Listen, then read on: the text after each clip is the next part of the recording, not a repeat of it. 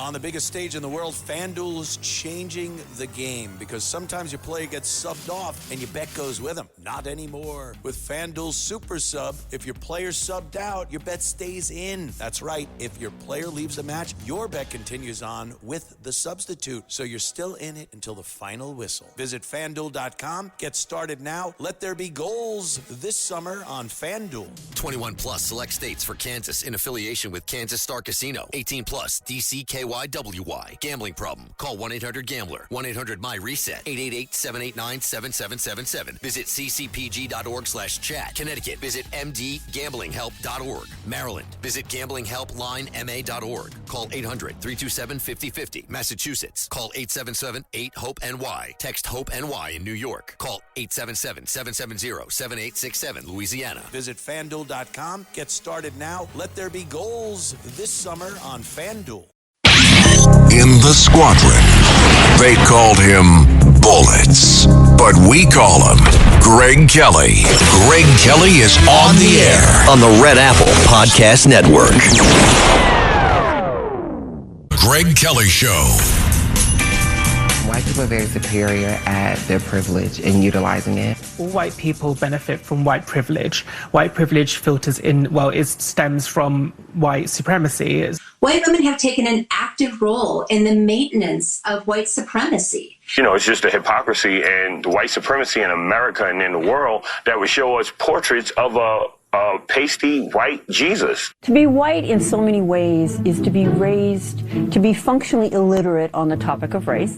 Yeah, man, I'm functionally illiterate on the topic of what the hell are you people talking about? Wow, white people come off as real jerks in that crazy hate-filled rant put together.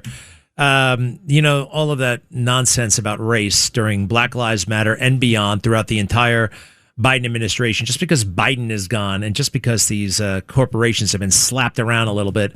BLM and its toxicity took hold in America. A lot of people still feel this way about race, and it's ugly. Now, a lot of people of all colors do not feel this way about race, and they probably outnumber, but the more influential, right? You could call it the intelligentsia if you want, the left-wing intelligentsia, black, white, red, brown, black and brown, as Jesse Jackson might say.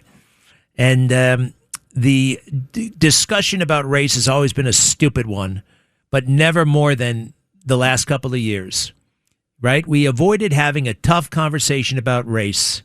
So instead we had a stupid one, a fake one about the issues that are not really issues. Now, here's a major issue that probably needs some addressing, but you can't fix a problem if you can't even say the problem. You can't, how are you going to fix it, right? So 16,000 murders, give or take, in a year in America, 16,000. And 50% of the murders generally are committed by black men. Black people take up 13% of the population. Black men take up about 6, even less percent of the population. But 50% of the murders, there's a problem, right? That's a problem. In the aggregate, in the totality, when you look at the numbers. Now, this doesn't mean that any person who walks in that door right there, black, white, red, black or brown, it does not matter, right? There is no excuse for prejudice or anything like that or discrimination. But these numbers, maybe we should do something about it. You know, I think that Austin Metcalf and even Carmelo Anthony, what the hell was going on in his head? Maybe he had watched, 10 minutes of MSNBC the day before. White men, we're terrible. We're just terrible. Cut 3, please. Okay, he's a 21-year-old white man. This 21-year-old white male mass murderer. The suspect in custody is white. Police say a 28-year-old white male carrying 2 handguns crashed a stolen truck into a building. It's humanizing the shooter once again. Yeah. And can I point out that the shooter is a white man who is alive after they knew that he'd killed 8 people. Oh, wow. How about that? Gail, if he wasn't white, they would have just gunned him. They just would have come out. She seems disappointed that they didn't kill the guy. It doesn't work that way. The law enforcement doesn't just show up. Oh, we know he did this, therefore we kill him. It does. Have you ever heard the trial by jury and judges and stuff like that? Defense attorney, prosecutor. It's not an execution squad, Gail.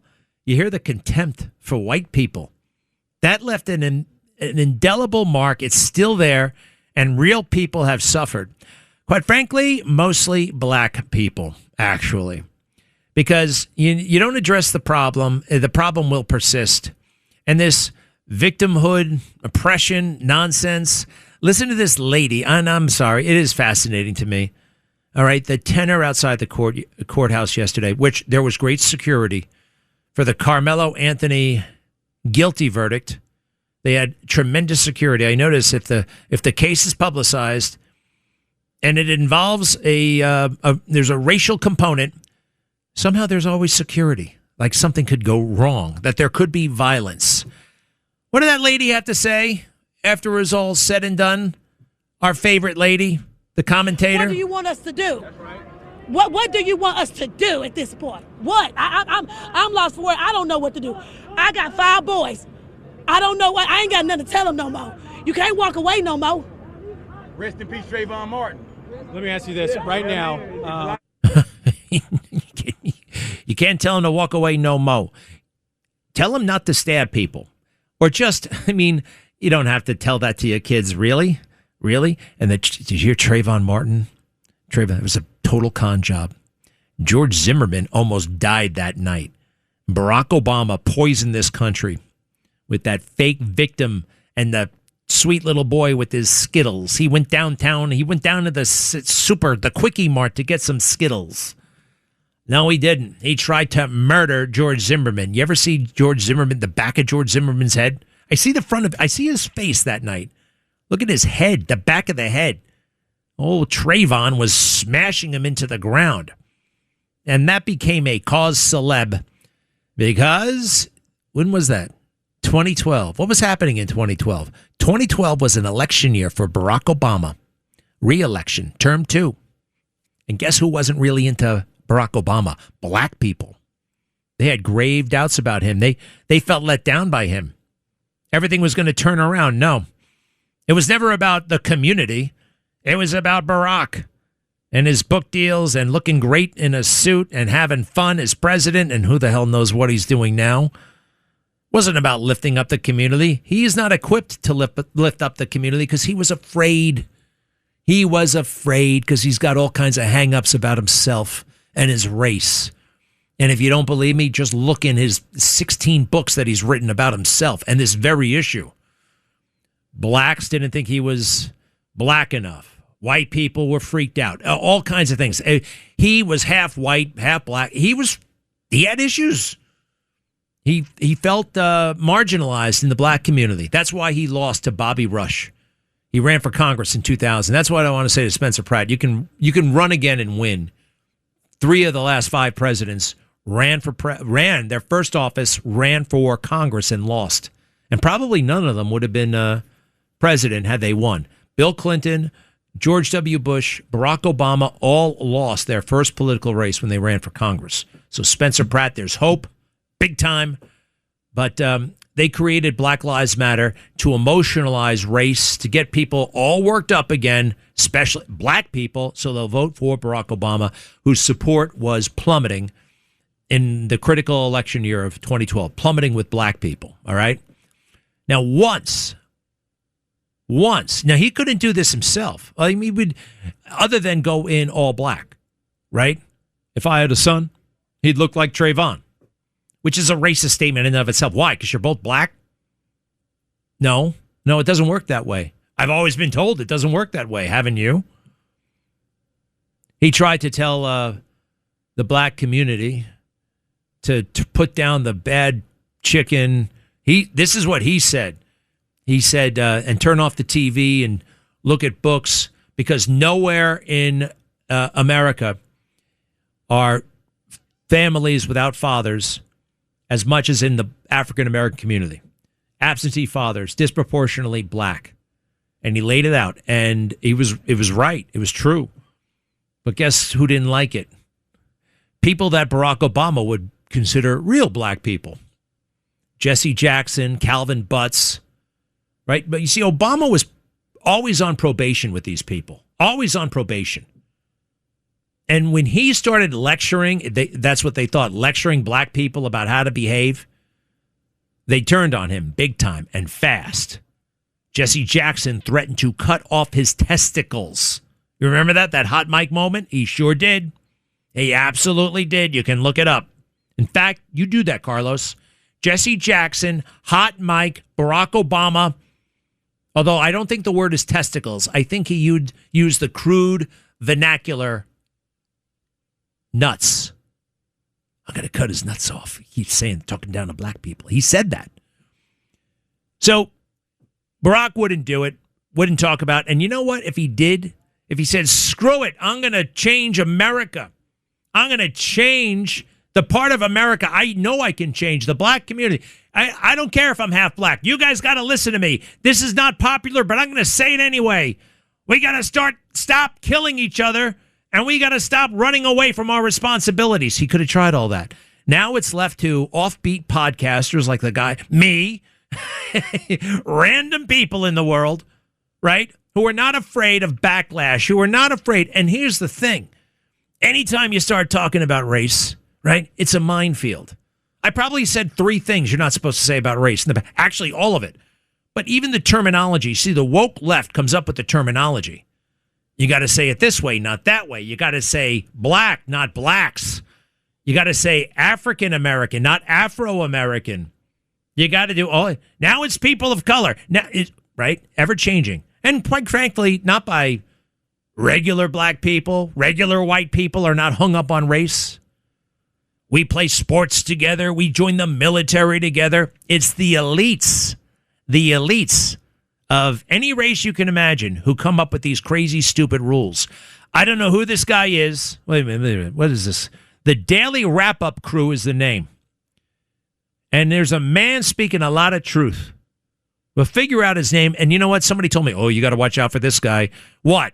He said some really crazy things over the years. I don't give a damn. I don't care what he said. They just nominated a Nazi for crying out loud in Maine. I can't listen to this guy lay down some truth. And he does speak very quickly. There is something in there possibly, not politically correct or maybe totally off the wall. But I'm picking up what he's putting down. Are you?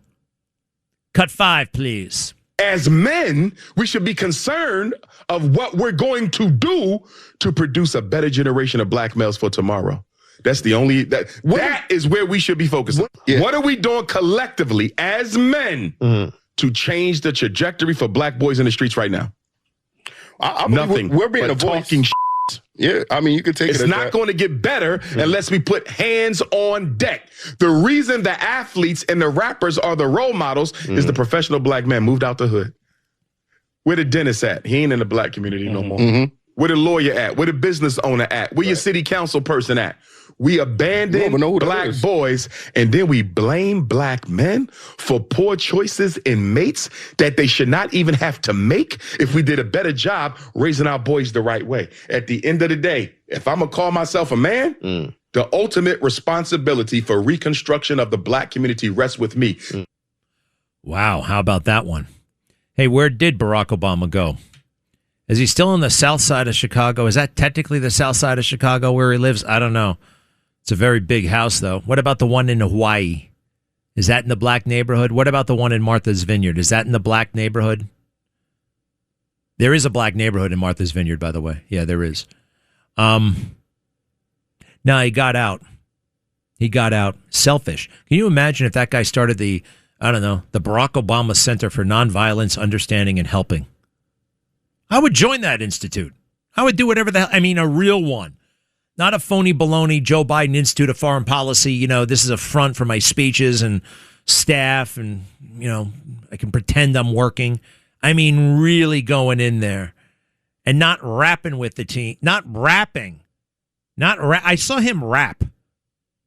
This sounds cliche. It sounds like, old or whatever. Rap music. I once met the OJs. Anybody remember the OJs? I love music. Any kind of music. Oh, those guys were good. I asked him about that. He said, man, we like to sing about love. We sing about love. And it's true. They used to sing about love. And now they sing about greed and hoes and bitches and money and cars and all that crap. All that crap that you think is going to make you happy. It ain't going to make you happy. Listen to Jill Biden. Can we bring it back to Jill? Jill has all of that stuff. I don't know if she has any hoes, but, she doesn't want any. You know what I mean? Lived in the White House. All that. The Air Force One. The King of England. The Queen. All that's everything. The American dream. And she's still angry about that dopey bar from 1975 that Joe Biden wanted a piece of, because that's Joe's fantasy. Passive income. He lusts for it. It's a lust. It's his own word. Go ahead. When my first marriage ended in my mid-20s, I was thrown into a financial panic. I'd married at 18. I didn't have a career or even a college degree. My then husband owned a popular college bar that he held on to. I wound up with less than a quarter of what I imagined to be our shared money. I swore that I would never be in that vulnerable position again. Well, let that be a lesson to every rap guy out there who's obsessed with material success. And this is that song I was talking about by the OJs. Good times, good times. 800-848-9222. Get it on.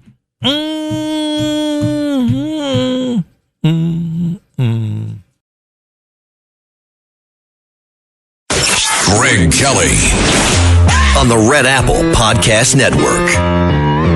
All right, sorry about that. We actually only have a moment here. People are... Northern Ireland. You saw what happened. I don't know all of what happened. I know a migrant from Sudan tried to cut off somebody's head in the street. Now, that would get the community rather upset, don't you think?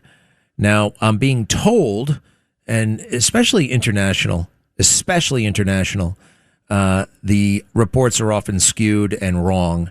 They say there are rampaging mobs of individuals, native-born Irish, going after migrants, burning down their homes and stores.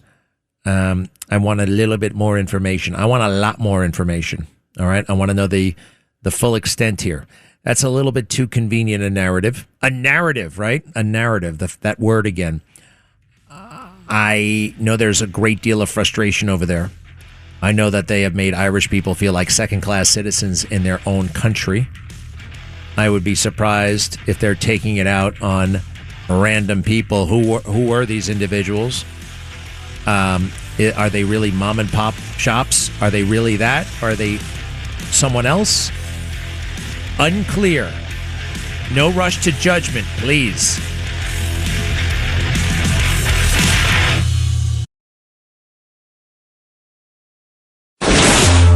Greg Kelly, entertaining and informative on the Red Apple Podcast Network. Well, it's kind of obvious, but there's always news. Always news. And we had that great big package passed. President Trump is demanding a nationwide ban on cashless bail, which allows blue jurisdictions to release career criminals to pillage and kill Americans. President Trump, not too many moments ago, in the Oval Office. And part of it is you have to get the really bad ones. You have to get the career criminals out because they'll hit you hard, and they ought to get rid of, by the way, cashless bail. You ought to do that as soon as possible. Mark Wayne? That's right. Where they walk in, they commit a crime, they go out, in the afternoon they commit another crime. And sometimes those crimes are murder. Right back on the street, that's right. Cashless, I'll tell you what, cashless bail was a tremendous help to criminals. It's one of the greatest things that ever happened to a criminal. And they ought to end it. In every city, they ought to end it. Chicago, New York, LA, they ought to end it. Starting on day one of my administration, we took the most dangerous, unsafe, violent, open border in the world. We had the most unsafe border, I believe, anywhere in the world. So he's totally right about that cashless bail. It's bad for public safety, and it's also bad, quite frankly, for the bail bond business. The bail bond queen herself joins me once again, Michelle Esquenazi. She's amazing. She's been in this business for, 20, 30 years? Michelle, 32. Welcome. 22. How are you? Good. 32. Oh, 32? I was pretty close. Greg, how are you? Hey, New York. Hey, everybody. I'm glad you're with us, and you know bail bonds, and you've been pushing this issue for a long time. Not everybody understands it.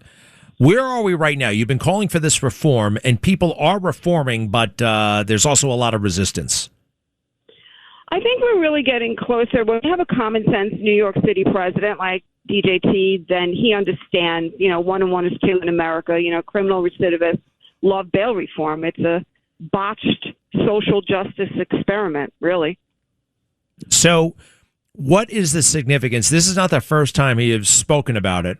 What do we need? Has everything already been done at the federal level? And before you explain that, do me a favor. Give me an example of cashless bail, a cashless bail scenario, and a cash bail scenario, and why the cash bail scenario is better. Okay, that's such a good question. Okay, so like Illinois, for example, which essentially obliterated what is referred to as cashless bail in the 60s. But essentially what it is it's a government-funded release program. People's taxpayer dollars are used to fund this massive bureaucracy to release and monitor criminals, which it does not do very well, nor does it count how many times they fail to appear or reoffend or anything like that. A secured bond, which is a bail bond, is when mom, dad, auntie, uncle, grandma, grandpa get involved in that particular offender's release. A bail agent is involved. If the offender fails to appear, we return that fugitive to the high order of the court, and there's accountability, there's skin in the game. And that's what the president's alluding to. So that's interesting. The cashless bail, it's really not cashless. It's public cash. It's not the defendant's cash. They're using other cash? That's exactly correct. Well, I don't think a lot of people appreciate that. And they don't know about it, but we're about to explain that to the president. We're moving towards a roundtable, so that is so abundantly important. Oh, those things, once you have one of those, you are getting close. And he does seem to totally understand it. I did not know about and tell us like how bad the government is at, they really stink at a lot of things they try. They're good at a couple of things, a handful of things. They have no business to be in the bail bond business. How inept are they? You kind of alluded to it, but I mean, they must be, because they have no experience. Not only do they have no experience, they also actually don't care because they get paid on Friday, irregardless, right? They use countless gazillions of taxpayer dollar. It's state taxpayer dollar, it's Fed taxpayer dollar, and they fund these massive bureaucracies. And they work Monday through Friday from 8:45 to 4:45. But, I got big news for government. Criminal offenders don't reoffend, during business hours. Just FYI. Yeah, heads up, just so you know. And but you've got some really great techniques, tactics, and knowledge to find these guys, who decide to skip. And tell us a little bit about that. How do you find the guys who go running? Well, today's day and age, the social media footprint is just off the charts, right? Because the one thing that they love is themselves. So they're constantly on social media. So a lot of times, honestly, Greg, they give themselves away. They're taking a picture in front of a Walmart. We could tell which Walmart it is. Why the hell would you take a picture of yourself in front of a Walmart? Because sometimes they're not brilliant. Sometimes they are. No, I get it. It's the kind of thing a criminal would do. Hey, man, I'm about to shoplift from inside this store. Ha ha. I don't know. Right, in front of Louis Vuitton in Roosevelt Field or something. Exactly. Now, a bail bond guy once told me, and tell me if this is true, that there's basically a couple of ways. If you're going after a female fugitive, which is, happens, not as much as with men, you go to one place, wherever her kids are, you can find her. And then the other, for the guys, you go to where he gets his sex and or where he gets his drugs and alcohol. That's where you find it. It works that way? Affirmative. I love that cop talk. Affirmative, that law enforcement bail bond talk. Affirmative. Yeah. All right. And what is the hardest apprehension you ever had to make? The largest search, the most intricate, pain in the neck. Oh my God! And then you found him. Search. I mean, I think it was one of the most dangerous. Okay, so there's a kid named Jonathan Roth. His father put out this whole insurance fraud thing where he did a murder or whatever. No, it was insurance fraud. And then the Coast Guard went looking for him, and we had him out on bond. He was a former Marine. And we had him out on bonds, and he decided the last minute he didn't like the sentence, so he was going to leave. He went to Ohio, and he was, hanging out in the house with another Marine. And as you well know, Marines are trained to kill. So my guys, went to Ohio, and they didn't want to screw it up in any way, shape, or form. I was a little twisted about it. And, so I told them to go to the bar and find the biggest rack they could, to ring the bell and tell them that the car was broken down up the street. Wait, biggest rack? Yeah. What do you mean by that? Boobs. Now, Michelle.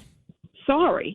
Did I say that? Is that not allowed on I never heard to a woman referred to as a rack. I've heard of a rack. Sometimes I have to have some testosterone, Greg Kelly. Okay, fair enough. All right. Yeah, this is the lingo. It's very authentic. All right. So you found an attractive, buxom woman. Oh, thank you. Okay. And what did she say? She's had car problems? Yes, up the way, yes. And then what happened? And then they got a visual on him, and then they took him. Oh, wow. Well, that's good thinking. That's smart. Yeah. Wow. Thank you kindly. Yeah, no. I kind of forgot my other question. I had another question about that. I can't remember. Oh, yes. Here's the question I have. All right. Now, bail bonds. Now, this is totally and completely hypothetical. All right? I'm not. But, well, first, let's pretend, totally hypothetical, that you got in trouble, all right? That you were falsely accused of murder, all right? Oh. And you were out on bail. Do you think, given your knowledge, and it was a totally corrupt case, let's pretend that you were in Washington State and they didn't like you because you're on cable news all the time saying things they don't like, and they decided to railroad you. And you decided, you know what? I'm not putting up with this. I didn't do it. I'm not facing 30 years in jail. I'm getting out of here. Do you think you'd be a better fugitive than the average fugitive? That's a very good question. My goodness. I think the answer is a resounding yes. I would probably have to go to the Middle East and put on a hijab or something like that, or a burqa. But yeah. And let's say in that theoretical situation, take you out of it. It was me. Okay. You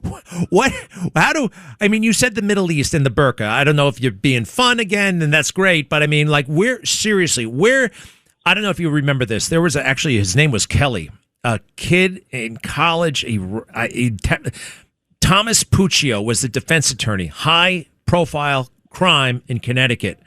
And he was convicted. He didn't want to go to jail, so he ran off, and I believe he was in Switzerland. And he stayed there for a long time. What would you, again, totally hypothetical, but what would you recommend? Not recommend, that's too incriminating. What would be an option for somebody if they wanted to avoid? And you know what? We should probably not talk about this. No.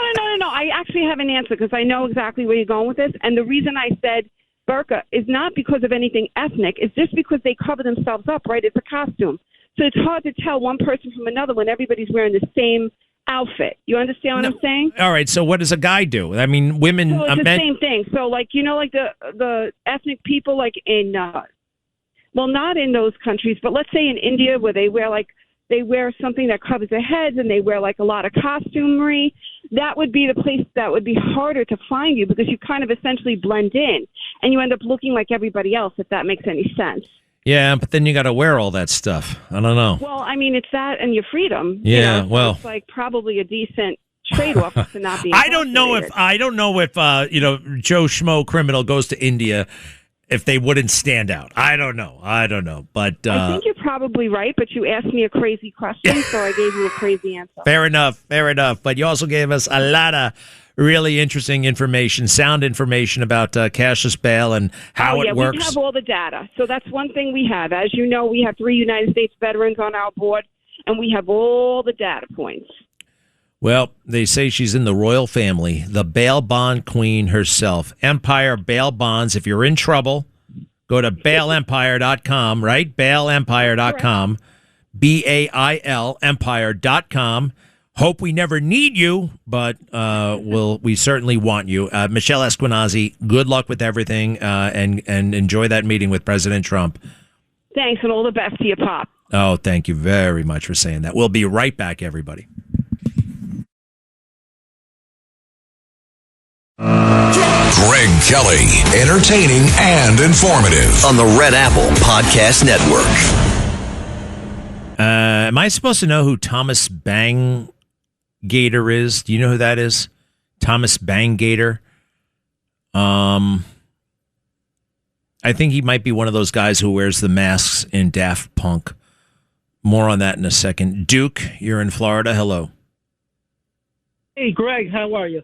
Good. Hey, I just want to say God bless you for your courage and your insight and your strength to save this country, and it's voices like yours who are going to save this country. So I just wanted to, on behalf of a grateful nation, I just want to say thank you and God bless. Wow. Well, thank you, sir. I'm, trying, doing my part. It's going to take all of us, though. All of us. Thank you. Very kind. Patrick, hello. Yes. Hi, Greg. This is Patrick. Hello. I'm a candidate running for the 12th CD. Hello, Greg. Yes. The 12th Congressional District. Is that the one? Is that the Nadler seat?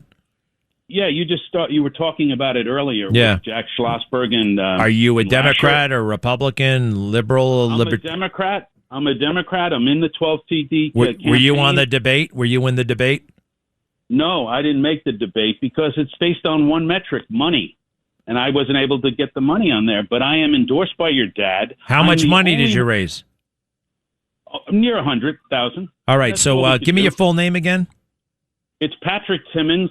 I spoke to you once before. I was the lone Democratic opponent to Alvin Bragg last time, endorsed by your dad. I'm endorsed by your dad in this Democratic primary. I'm the only one who doesn't want to impeach Trump. Are you sure?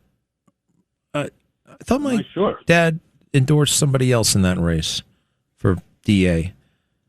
Maud Maron. I thought he endorsed Maud Maron. Did he endorse Maud Maron? I don't remember. I know you're a good guy. What's up with running for office all the time, though, and losing? This is the only time. I ran in June of last year against Alvin Bragg. I got 70,000 votes. 52,000 were from the 12th CD, and now I'm running for this vacant seat by Jerry Nadler as a Democrat. All right. Well, we got to get you on the. Got to get you. You get all the signatures you need. You're going to be on the ballot. Oh yeah, no, we're all on the ballot. All right. What do you want me to do about this? Well, I want you to kind of hear me out a little bit. I'm the only one, I said before, that does not want to impeach Donald Trump. Of all the candidates, there's 8 in there. I just want to bring back to the 12th CD real substance programs like Social Security, like dental and vision for Medicare, like a blue card I'm proposing, immigration solution, anti-Semitism. I want to fight anti-Semitism. The rest of them don't want to take strong stance on that. Mamdani has made it not easy for Jewish people in New York City. And in this particular 12th CD, Greg, Andrew Cuomo beat Mamdani both in the primary and the general election. So it is much more of a pragmatist, moderate area, and I'm the only one. The rest of them are very left-leaning. Conway, Schlossberg, Boris, and Lasher. Oh. They're the 4 horsemen of impeachment. Yeah. Actually, now come to think of it, you ran as a Democrat against Alvin Bragg? Yes, I was the only one. All right, so my dad endorsed Maud Maron as a Republican and you as the Democrat. All right, so Timmons, Timmons, and you're running in the 12th Congressional District against all those maniacs, and I hope you win. What's your website? TimminsForCongress.com. It's Timmins for Congress.com. TimminsForCongress.com? All right, pal. You stay at it. I wish you were on that debate stage last night. Whatever you got to do it, and keep in touch. All right, Mr. Timmons? Thank you. All right, we'll see you later. Let's go with Chris. How are you, sir? Oh, Chris. You finished. Yeah, it looks like the Waldorf Hotel. You were working there in construction and installation. It looks like it's finished to me. Is it finished? Yeah, it's all done. It's been done for a while. Where do you work now? Now in my house. I mean, does that mean you're not working? No, I have my own company. I'm doing a little side work right now, a little stuff for my own company, miscellaneous. Right. I'm in Manhattan and Jersey. All right, all on the up and up, right? Yeah, all on the up and up. So look, I got a strong opinion because I actually went away for a similar case when I was really young and stupid, like these kids, like the kid Carmelo Anthony, but kind of with the roles reversed, except, I was coming to the aid of somebody, but I went a little too strong, but I had a stabbing case where the person lived. But what I wanted to, as a person with experience, I think that the judge made a really good example, giving the kid 35 years, considering the climate of the country, because there's a lot of like anti-white, anti-Jewish, whatever, but there's a lot of bullies in the black community, to put it lightly. And they're very quick to, there's a lot of anti-white things. So I think that might prevent, even though a lot of people are agitated right now, long term, I think it's going to prevent a lot of idiots from either purchasing a knife, grabbing a knife, or using a knife. It's going to happen, but I think it's going to happen a little bit less because that's only one case you're hearing about. I'm sure there's plenty of white people getting stabbed just because, because they were white and they hurt the black person's pride, Pride. Well, all right. Listen, man, people fight for stupid reasons, but you know what? You're laying down some stuff about race that isn't necessarily politically correct, but there's truth in that. And if this guy got a light sentence, I think it would have sent a very bad signal to the criminal element out there. And there could be more Austin Metcalfs. So this guy was not a patriot. He wasn't he's not a victim. He's not a civil rights icon. He's a murderer, and he's going to be in jail for 35 years, although he's eligible for parole and half that, apparently. And he'll be, 35 years old or something like that? Not yet 40, but a big chunk of his life. All right, pal, thank you very much. Uh-oh. It's Russ and his attitude. What is it, Russ? Greg, you remember the jocks in high school. Many of them are bullies. They get inflated egos. And when they're in a crowd and there's two 6'5" twin brothers, if Austin Metcalf had gotten Carmelo Anthony in a chokehold and strangled him like Dan Penny did to Jordan Neely. See, this is what I remember of this guy. How did you become such a raging weirdo liberal up there, man? Always taking the side of the bad guys. Russ, that's the thing with you. Always taking the side of the bad guys. And always going through some cartoonish version of events that you heard on MSNBC. I don't know. All right, finish your thought. Okay, they would have hailed Austin Metcalf as a savior. All right, stop it. I forgot it. Wait, if Austin Metcalf did what? Austin Metcalf had put Carmelo Anthony in a chokehold. Right. Russ, you really are full of all kinds of hate. I mean, he's just kind of a maniac up there. You're in Yonkers, right? Settle down. And I don't know, read a book or something like that. You need a taste of reality. I don't know what the hell it is, but you are way out of touch, and sometimes way out of line too. But I don't know why we keep putting him on the phone. Out of curiosity, to be honest. Out of curiosity. All right, sorry we ran out of time. There is the music to be continued. I got to put some super duper videos together, and I got to figure out what I'm wearing to the UFC fight at the White House on Sunday night. I'm going, and I'm going to be in the VIP section. I hope that's a small section, because if it's too big, it doesn't feel VIP. But it doesn't matter. It's an honor. I'm going. UFC, Sunday night, White House. History.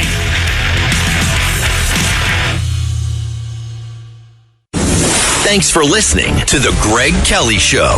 You can hear The Greg Kelly Show weekdays at 12:15 on 77 WABC. If you like the podcast, share it with your friends and listen anytime at WABCRadio.com and download the WABC Radio app. Hit that subscribe button on all major podcast platforms. Plus, follow WABC on social on Instagram, TikTok, Facebook, and X. See you next time for a new episode, so you never have to wonder. What the heck is going on here? One summer moment can change a child's life. Through Toys for Tots Give and Go initiative, your support provides books, games, toys, and outdoor adventures that spark curiosity, creativity, and a love of nature. Whether it's fishing, learning a new sport, reading under a tree, or playing with friends, these moments build confidence and lifelong memories. For too many children, those moments never come. You can help change that this summer. Visit toysfortots.org. Toys for Tots, delivering hope beyond the holidays.